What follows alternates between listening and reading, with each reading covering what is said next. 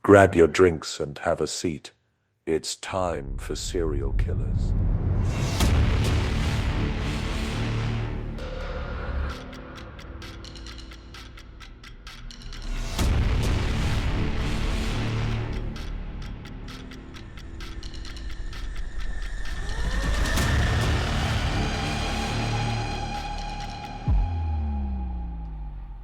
Well, hello. Hello. We're here. We are. I'm T. I'm Jay. And we are here to tell you about serial killers. Oh, that too. Just cereal. Yeah. Just like cereal. Captain Crunch and stuff. Cereal. Cereal. So we are, again, still in the echoey room because Jay is slacking on his promise of, I'm going to make sure it's not echoey anymore. Hello, people. Just for the people out there in the world, I do work Monday through Friday. So upon lies. So do I. it will happen. We have to find the right thing because this is a themed room and really we just is. can't put up bull crap. So I'm going to paint a picture for you really quick and then we'll get into our subject today. Our room that we're in is the Star Wars room. It's decorated with all Star Wars stuff. Yeah. So my recommendation was the podcasting area. What we should get are greenery that we hang on the walls. And then we get, Jay has a 3D printer and he can 3D print little Darth Vader's, Chewbacca's, Negative. those kind of things and hang them inside the greenery on the wall. So if you want to get technical, we need to do it brown and we need to hang Chewbacca and the Ewoks from it. But the greenery keeps it from the sound Yeah, but bouncing. we'll make it brown. We'll spray paint it. No, that looks so cheesy as hell. You're cheesy as hell. Cheesy as hell. I got other ideas. I just got to do them. I'm sorry. I know I bring it up every time we come in here, but it drives me nuts. Absolutely nuts. So, one other thing. If you have been a longtime listener of Fatal Blend, thank you so much. If you are a new Fatal Blend listener, welcome. You are in for a ride. Hello. And if you are somebody who happens to like the voice of moi, of T, and you like the way that I tell stories. And you don't like my voice. Starting on Friday, I have a new podcast coming out. Fatal Blend will still be doing its thing, but I have a new podcast coming out and it is called Where the Fire Ends. And this is a podcast, creepy.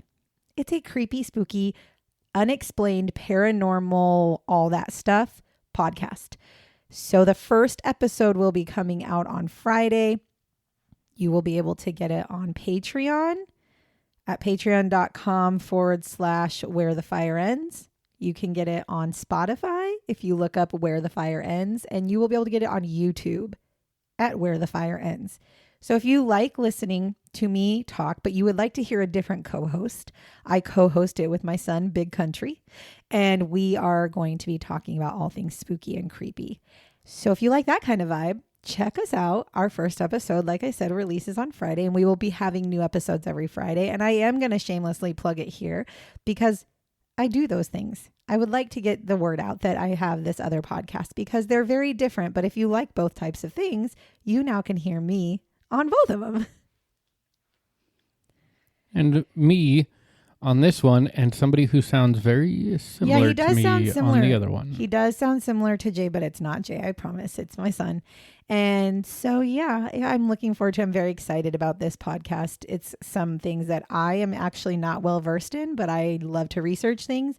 Whereas my son is extremely well versed in these things, and it's fun to listen to him tell his pieces of it.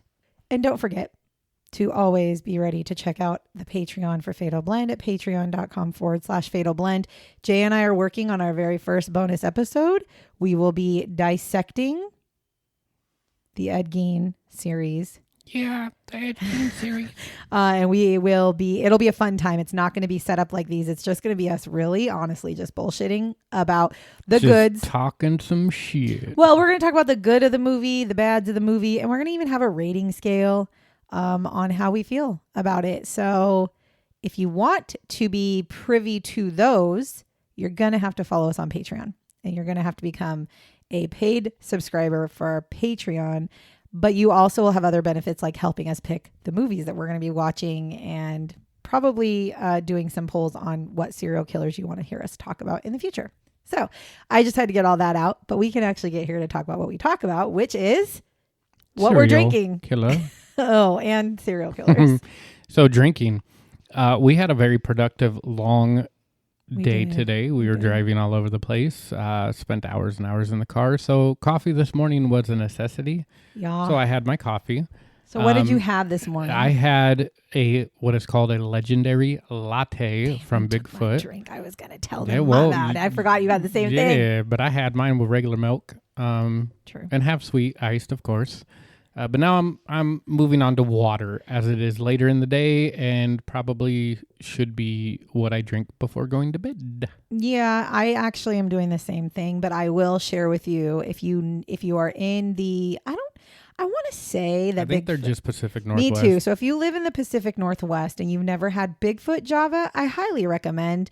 I actually, out of all the coffee places that we have tried out here so far, where we live out in the Pacific Northwest, I just think that Bigfoot's one of my favorites out here. There's still a handful we haven't tried. There's a ton out here. But just being in our new area. It's a good go-to right now. Yeah, being in the new area. And I had the same thing. I had a legendary latte, but I got mine half sweet with coconut milk. But I'm going to sidebar this with, if you want to try a legendary latte, it's a mystery. They don't tell you what's actually in it. It's legendary. It's a legendary. It's a mystery. But what I can tell you is it comes with whipped cream and cinnamon on top, and sometimes caramel, sometimes not. I'm not sure. But that's all I can tell you about it. But it's delicious, and it's one of my go-tos that we get whenever I go and get coffee. Yep. So that's what we were drinking today. So now we get on to the other part. The good stuff. We are here to talk about a man named Robert Joseph Silveria Jr. It's kind of a long name. He is nicknamed the Boxcar Killer, also known as Sidetrack. Ooh, Sideshow Bob. He has 14 or more victims. His murder dates are 1981 to 1996. The location of his murders are all over the United States. His method of murder was stabbing and bludgeoning, and characteristic is robbery. Pum, pum, pum. Robert was born March 3rd, 1969 in Redwood City, California. He was the second child in a family of 4, and it was reported that as he grew in school, he would frequently skip school, and he would use that time to get high, drunk, and hang out with his friends. But for reals, I'm not going to even say nothing bad about that. That doesn't make you a serial killer. Do you, boo-boo? I'm just going to make this very clear. Yeah.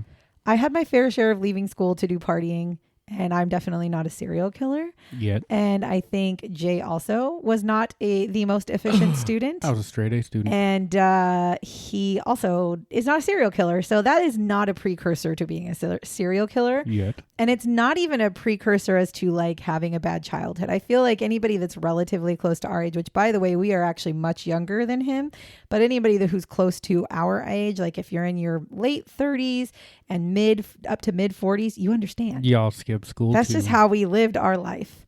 And most of us are not serial killers. Now, he would do consistently really bad in school. To be expected, if you're not going to be there to learn, you're probably not going to do well. So I'm not, again, no judgment there. Now, there were reports from his uncle that Robert was a hardworking kid, and he was actually pretty quiet and relatively easygoing pretty much the entire time that he was around him, had contact with him.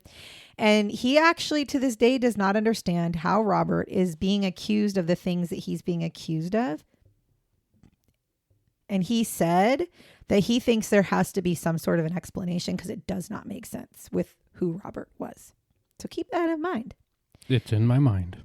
Now, Robert goes on to have a lifelong battle with drugs and alcohol. That seems to be par for the course.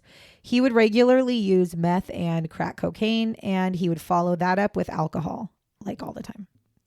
Now, Robert's father was said to have worked on getting him multiple different jobs at the airport where he worked, and he would get him a job. And then Robert would end up losing it pretty much every time, every single job his dad ever got him. And it was literally because of his drug use. It would get in the way of his jobs. Robert at some point does get married in his life, However, it does not last long, and his wife does end up leaving him. And the reason she leaves him is she basically said she was not able to tolerate his drug and alcohol use. So again, heavy drug and alcohol use caused a lot of problems in his life from probably younger age, teenage years, because that's when it started. Plus, she said he also had a tendency to just wander off for a little bit of time. So like he would disappear and then just all of a sudden show up, and she was like, no, like we're not doing that shit. So during the time of the murders, there is a group of people known as the Freight Train Riders of America, also known as FTRA. So you got to remember these people, Freight Train Riders of America. Now, the Freight Train Riders of America is a group that would spend their days and their nights riding the boxcars of the trains. So they would jump on the trains, ride the trains. There was a whole group of them that hung out together. The group was originally founded by some Vietnam veterans, actually, but eventually they open up the group membership to more than just veterans. And this is how Robert ends up getting into the FTRA. Now, Robert does seem to be really proud to be a member of the FTRA. He carries a bandana, and he also has a flashback button that he wears all the time. The button that he wears is actually what was used to identify him as a member of a specific part of the group that was deemed the wrecking crew. So he had a specific button that when people who were part of the FTRA would see him and go, oh, he's part of the wrecking crew. Now, the wrecking crew's job was to maintain control and order among all of the FTRA members on the trains. So they had a very large group of guys who would go on and they'd get on these trains and they'd ride trains and travel all over together. And then they had groups of people, and he was part of the group that was like, if people started to get out of control, get whacked out, they were there to stop it. This is very much the FTRA is what has been referred to as a gang. It is very much gang-like. It's just not thuggish, ruggish, bone gang-like, but it's definitely gang oriented. It's like a biker gang, in my opinion. They had a name for themselves. It was a group organization. They had bandanas that they wore. They had specific members that were ranked in certain ways, and they definitely did cause problems. The FTRA eventually does become linked to multiple crimes that specifically happened on the freight trains, mostly robbery and assault. So people who were not part of the FTRA would jump onto the trains, people who were riding trains to the next location. And we're not talking like you're getting on the train with a ticket, by the way. We're talking like boxcar trains where they have animals and, empty carts, and you jump in and you hide. Well, they would get on, and if you're not part of the FTRA, they would actually send people out to rob you and to assault you and kick you off the train. For Robert, definitely a gang. Yeah, very much gang mentality, right? So for Robert, his problem was that he would partake in the assaults. He would get in there, he'd rob, he'd beat the shit out of people, but most of the time he would go way too far on the assaults. And most people believe that it's because he would lose control of himself because he was using drugs, which is very viable, by the way. If you're drunk or you're high and you get upset and you start fighting, you have this invincibility about you that even if you get punched in the face and almost knocked out, you're still fighting, right? So that's kind of what they're saying he would get in there and start fighting, but then all of a sudden he'd be going like out of control, and everybody's kind of looking at him like, what the fuck? And he's just going. Now, Robert traveled to multiple states throughout his time in the FTRA. He traveled to California, Oregon, Utah, Arizona, Kansas, Washington, and Florida. And it was in those states that he murdered multiple men. He would generally find victims who were homeless and he would attack them. And he did not stick to a specific MO. So that means that he did the only thing that was basically the same about all of his victims is they were all men. He did not stick to a specific race. He did not stick to a specific age. He didn't stick to anything other than the fact that they were men, homeless men jumping on a train. He didn't give a shit what you looked like. He was going to beat you up and kill you. He would most of the time beat his victims with his bare hands, but sometimes he would use this really large stick that he would also use. And then there were a few other victims that he had killed using a metal pole or rocks. But I mean, the fact that he would kill people with his bare hands, like boxing them to death, that means he was probably pretty strong. Now, after killing his victims, Robert would not even try to hide the body. He wouldn't try to hide it. He wouldn't dispose of it. He would literally leave the bodies on the railroad next to the track. He'd just dump them out, move on to the next one. Now, after killing them, he would take their belongings, and this included anything that he could sell money for. So he would literally kill them, dig through their pockets, dig through their bags, anything he could sell, get money for, any money they had on them, and any drugs, he took it all. After taking all the stuff that he could sell and money and drugs, he would also look to see if they had any identification. And if they did, he would take the identification and he would actually use that identification to collect welfare benefits and food stamps in that person's name for a little bit of time. Now, Robert knew he had a problem with controlling his rage. He knew it. He said it. He had voiced it to people. People would ask him, like, why do you continue to go crazy? He's like, I have a problem. Like, I can't control myself. But yet he continues to meet with the transients and spends his time partying with them, knowing that he struggles with keeping control of himself when he is high or drunk. And then he would find a reason to get angry with them as they're sitting there partying. Then he would beat them to death and then go even farther and obliterate them and then take everything from them. Now, on April 9th, 1989, 62-year-old Anthony Garcia's body is found next to the train tracks. On July 8th, 1992, 19-year-old Darren Royal Miller, his body was found in a sleeping bag in Thompson Springs, Utah. Darren had actually gone out to party with a couple of his friends near a pond, and Darren was found the next morning with severe head injuries. So he was out. He wasn't actually on the train. He was out just partying with his friends. On April 28th, 1994, 52-year-old Willie Clark, his body is found in Tallahassee, Florida. Now, he was a homeless man who worked as a bell ringer for the Salvation Army, and he was robbed and he had died from a fatal blow to the head. Then on August 2nd, 1994, 20-year-old Michael Garfinkel, his body is found in Emeryville, California. And he was a recent college graduate. And what he had done was he had graduated and planned on riding boxcars with a friend of his to get to Santa Cruz, California. So he obviously got onto the Wrong train boxcar and got killed. And if you notice, if you're listening to where I'm saying like Florida and then California and Utah, like he's all over the place, which is easy if you're riding trains all the time. That's why he's able to get everywhere. Then on April 21st, 1995, 38-year-old Roger Bowman, his body is found in Salt Lake City, Utah. He was last seen walking his dog along the train tracks and he had been beaten and stabbed to death. Again, not actually on the train, but in the vicinity of a train yard. Then on July 22nd, 1995, 50-year-old James McLean, he is found stabbed to death at a homeless encampment in Albany, Oregon. Then on July 26th, 1995, 46-year-old Charles Randall Boyd, he is found bludgeoned to death inside of a tent at a campground. Then on October of 1995, an unidentified man was found. Then October 15th of 1995, 43-year-old Paul Wayne Matthews, his body is found in a homeless encampment outside of Whitefish, Montana. Then on December 1st, 1995, 39-year-old William Alvis Pettit Jr., his body is found bludgeoned to death in a boxcar in Millersburg, Oregon. Then on December 6th, 1995, 24-year-old Michael Seitz was found bludgeoned in Portland, Oregon. December 23rd, 1995, Michael Brandolino's body is found.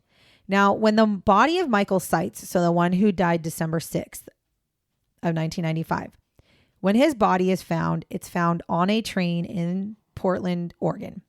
When it's found, the detective who is in charge of this case is really digging into this case because it strikes me as he kind of got the case and was like, okay, not in my town. Like, Yeah. I'm not letting this Not fly. gonna happen. Yeah. So he starts really digging into it. And what he's able to find is that there are other people who had been on the train at the same time as Michael Seitz. So he starts looking around and talking to people and asking them questions. And he basically is able to find out that the last person that pretty much anybody he had asked, the last person they saw Michael with was someone named Sidetrack. So that was like some of them. And then another group of people that he talked to was like, oh yeah, I saw that Michael kid. That Michael kid was with Robert. And so he was like, okay, so I'm looking for Robert and Sidetrack. So he thinks he's looking for two people because these are the people's, this is what they're telling you.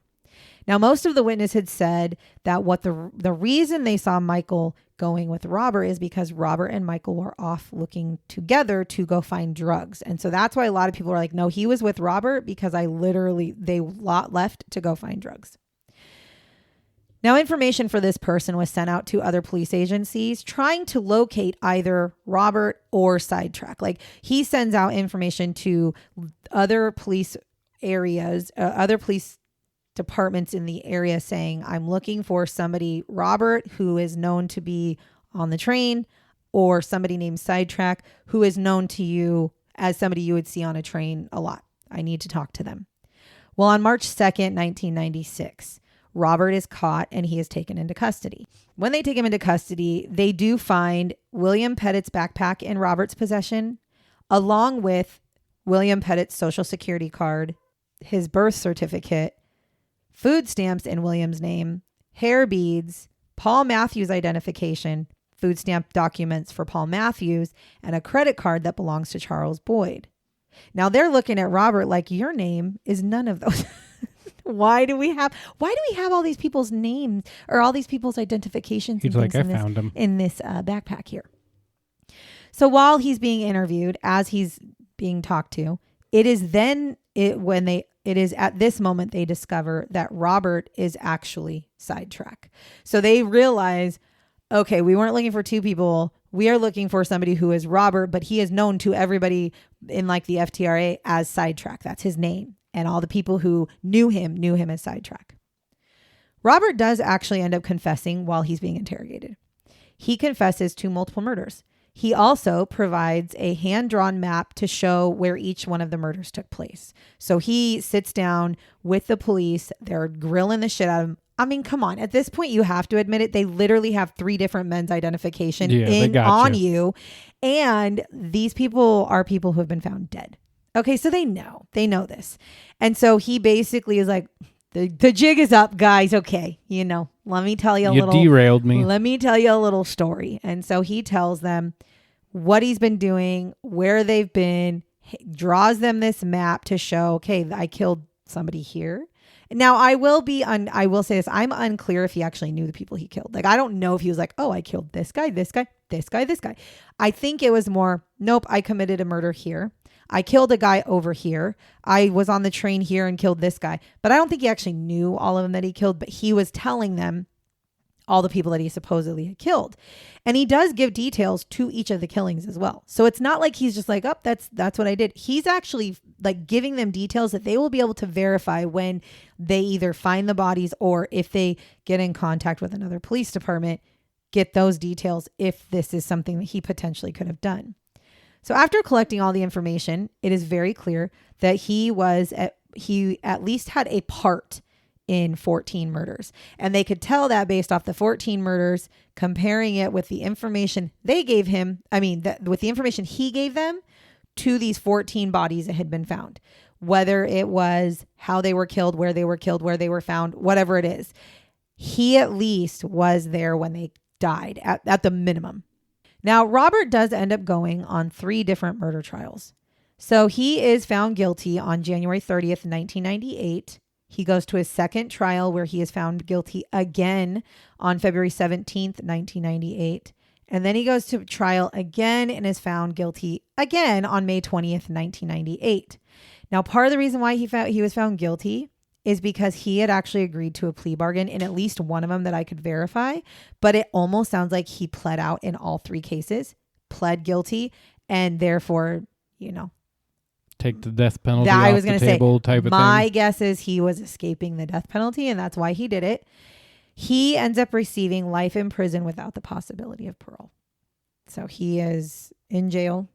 However, I am going to be very, very transparent with you. I was looking at the research and it said that he was in prison in Wyoming. So I went to the Wyoming prison and he is not in that prison. So I actually don't know where he is. I cannot find it. The only prison he's supposed to be in is Wyoming and he's not there. He jumped the train. So I don't know if he got out. I don't know if he died or if he got transferred and they've just never updated any information about him. But I looked in Oregon too, because there was one article that said that he went to jail in Oregon. And I can't find him in Oregon either. So he had, life in prison without the possibility of parole. So I would highly doubt that he's been paroled, but he is not where he's supposed to be. Interesting. Not to scare anybody. I'm just letting you know. He's not in the Wyoming prison. And I ride the train every day. So that is the story of Robert Silveria. Would you like the shots? Oh, absolutely. Okay. So in total, Robert actually confessed to committing, according to him, 47 murders. So that's that when he was giving information to the police in the interrogation, he actually admitted to killing 47 people. The police, however, said, we think he was only involved in 14, which again, I understand boasting yourself up, wanting yourself to be better and all that stuff. Like, I get that. However, let's not say he was involved because the man did it. He was also found guilty. So let's not say he was involved in 14. Let's say he killed 14 people. And let's not just discount the rest of them because you think he might be lying. How about you really research those? Because I'm going to guess there's a good chance he's killed more than 14 people. Because the time span that he was killing was from 1981 to 1996. And he was killing for robbery purposes. That's actually relatively, honestly, that's like one a year. Yeah, that's a big cooling off period. That's a really big cooling off period for somebody who, by the way, was in a fucking train gang, whose literal job was to make sure that chaos didn't ensue. And also his other job was to beat the shit out of people that they wanted to steal their shit from. So I'm sitting here thinking, I'm going to guess that he probably had a lot more to do with closer to 47 than not. But I also think the reason why they say he was involved in is because if you really treat this as you would gang activity, what's to say he wasn't just an accomplice? What's to say he wasn't one of 7 people beating the shit and killing somebody? Like, we don't know. He admitted to it. It was just the way it was. But I'm assuming that's why they said that. Due to the major types of crimes and the fact that these men were transients, it is actually believed the majority of the cases will continue to go unsolved. So they're saying there's some bodies they found that were unnamed. They didn't know who they were. And they don't think they'll ever find out who those people are. But there's also plenty of men, specifically homeless men, who have gone, I don't want to call it train jumping because I don't know what it's called. But people who basically ride the trains, ride the rails, that their bodies are found. And a lot of the time, sometimes they think, oh, they got ran over or, oh, they fell off the train. But it very well could be that they were strangled or killed or bludgeoned, but it looks like they fell off a train and like hit their head, right? So there's a very good chance that because they're homeless, first of all, nobody, and I don't mean this, nobody is digging into homeless people's deaths, unfortunately.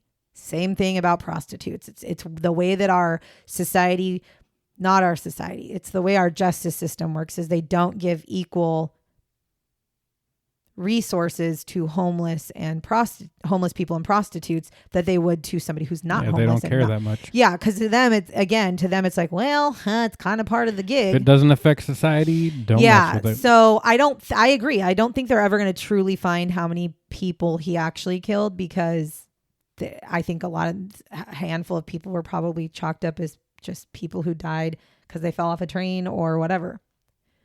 Now, the FTRA, like I said, was actually deemed a gang. So they do eventually deem it a gang. And again, it started out with war veterans, by the way. I don't think it started out as a gang. No, they started opening up and other people coming in. And it's like the Vietnam veterans, the bad in. They had nowhere to go because, they came back from Vietnam and were treated like absolute shit. And so they were struggling with things mentally, and a lot of them were homeless, and they were self-medicating with drugs and alcohol. And so they had a group of people that created this train gang to probably protect themselves. Honest to God, they probably would huddle together to protect themselves. And then it gets to a point where so many people are on the trains, they need to start bringing people in probably to protect themselves even more. That's how it evolves. But it goes from that to now it's a full-blown gang where they're doing stuff even worse than they could have ever probably pictured because it gets out of control, I think. I don't think it was started out as a gang. I could be totally wrong, though. There's a good chance that the FTRA was started specifically for this reason. In my honest opinion, I would just, like I said, and I said this earlier, I would described them as a biker gang without the bikes. Like they very much had the vibes of they're just there to take money. They're there to take your shit and maybe beat the fuck out of you. Let's say Sons of Anarchy, but without the bikes. Yeah, they're a train gang. Like that's what I feel like. I feel like it was not like they're looking to cause problems, but if you came into their territory and their train and their boxcars and you didn't give them what they wanted, they were going to beat the shit out of you and take it. And then sometimes they die because they would let Robert loose and Robert would kill him, right? Like that's what I feel like happened. But they also, like I said, they had a whole group of people that made sure that people were not bothering each other either. So it's a very weird, if you weren't part of the gang, you're not part of it and you're out of here. And if you don't leave willingly, you won't make it off the train. Yep. You'll get thrown off the train. You'll be brought to the train station. So my thing is when I think of it, the best way I could think about it is they're literally a bike gang without the bikes. Like you said, they're a train gang. Yeah. Train gang. Train. Train gang. You're welcome for Jay's Jay's beautiful voice. So one of Robert's family members actually said that he had asked him if he'd done these things. So after all this stuff is there, he's in prison, all this shit.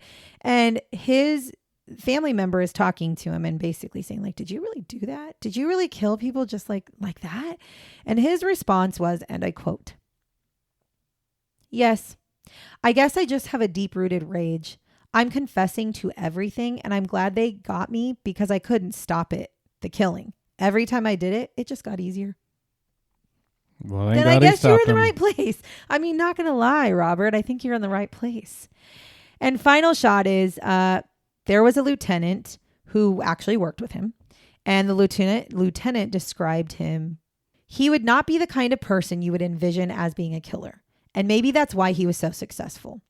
He seems like he's reasonably glib and lucid. And maybe if he wasn't killing people, he might be a used car salesman or a newspaper guy. He can be reasonably friendly, but then he also goes for the throat. So that's exactly what I picture what his uncle was saying about him. Like, I don't understand how he could do something like this. And it's like, you're right, uncle. You probably can't because that side of Robert you probably never saw. And Robert probably, and I'm going out on a limb to say this, I am by no means in any contact with Robert or his family, but I'm going to go out on a limb here and say that I almost think the reason that Robert did the things he did and the way he did it is because he was high as fuck or drunk as shit every time. I would venture to guess if you were to have a videotape every time, he would have been out of his mind, wasted on something. Definitely not in the right state of mind. Yeah, I think that he had some rage. I'm not saying he didn't have rage, but I think that being high or drunk agitated the rage and made it that much easier for him to basically kill people. So if you were to take out the alcohol and take out the drugs out of the equation, I would venture to guess he probably wouldn't have killed somebody ever. I don't think he would have. So I can see, and that's why I said it was important for you to remember what his uncle said. I can see why his uncle would really question why. And he says there has to be an explanation for this because that's not Robert.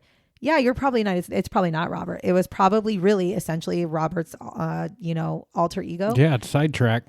It's sidetracked. You're exactly right.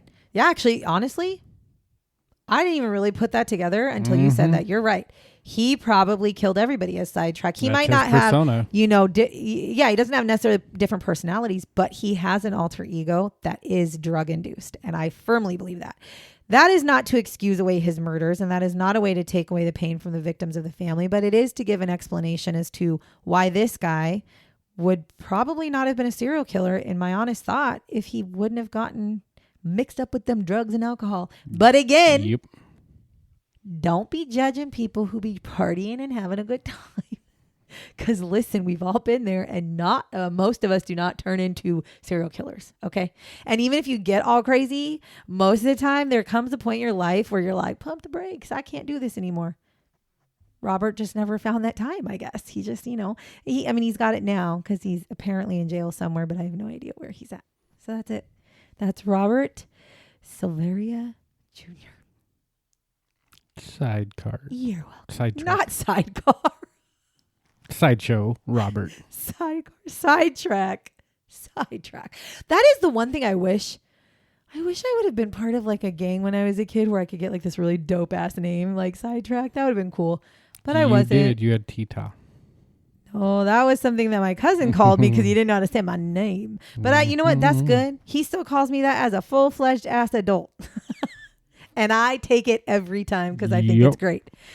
If you like this episode or you like the things that we were talking about, please do us the favor of at least liking, following, and sharing us with people that you also think might like our stuff. I'm sure most of you do. I'm not playing because like I said, every week our downloads continue to go up, which is great.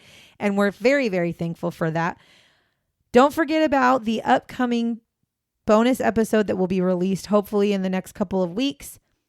That's a Patreon paid subscription, so you will have to go to Patreon, sign up, and do all the things to be able to listen to it. But it's going to be a good time. The aftertaste it's called the aftertaste. The aftertaste is going to be really cool. It's just us chilling, hanging out. We're going to have some drinks. We are literally going to sit and dissect the shit out of movies that are based on true crime. And we're going to dissect it based off cases we've actually studied. So we're going to not do ones that we haven't studied yet. So we're going to study them and we're going to pick them and we're going to talk about them. And, you know, there might be some that we're like, that was stellar. Like 100 times over. It's exactly what you need. I'm going to venture to guess most of them are not going to go that way. Because I don't have any in my mind right now that I've seen that I'm like, yep, that was exactly how it went. No. But we will talk about the good, the bad, the ugly, and the not true. So that you can make sure you have the true when you're talking about actual serial killers or actual crimes that really affect people in real life and not Hollywood. So it is going to be a good time. It's going to be really fun. So if you want to be a part of that, hop over to patreon.com/fatal blend. You will be able to become a member. And then we have some paid membership tiers. You just pick the one that has the talks about the aftertaste. And then you can start hearing them. So those will be released once a month. And if we get a really big amount of people, we'll probably bump them up to twice a month. But right now, once a month, because Jay's got a job. Don't you know? He's got a job and he can't just do this all day. Okay. Would love to.